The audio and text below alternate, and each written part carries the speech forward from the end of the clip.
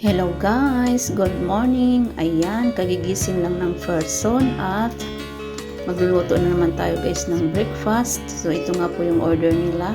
Ano siya guys, pastry, onion, ready to fry. Ayan nga guys, nagpainit na tayo ng kawali at i-open na natin yan guys kasi ako'y late na rin nagising. So ayan na nga guys, ganyan po yung sa loob niya, frozen po siya.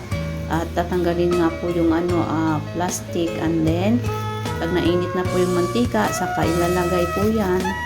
Madaling lutuin lang guys. Ngayon lang ulit ako nakaluto niyan, pero before ako yung nagluluto din ng ganyan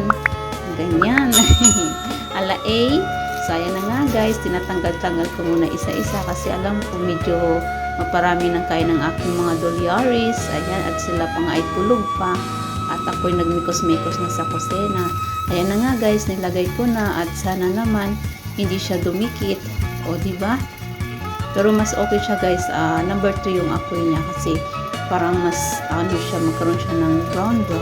Pero guys, yung unang luto ko guys, nasunog yung likod.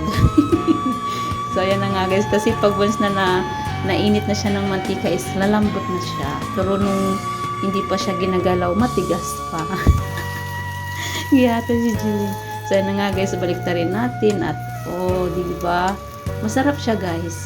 Lalo na pag ginawa siyang parang i-roll siya. Ano siya, para siyang umilit. Kaysa naman kainin lang ng ganyan. So ayan nga guys, nakaluto na ako ng isa at pa ako ng isa. O di ba? Luto na. Thank you for watching guys. God bless all. Don't forget to subscribe, like and share.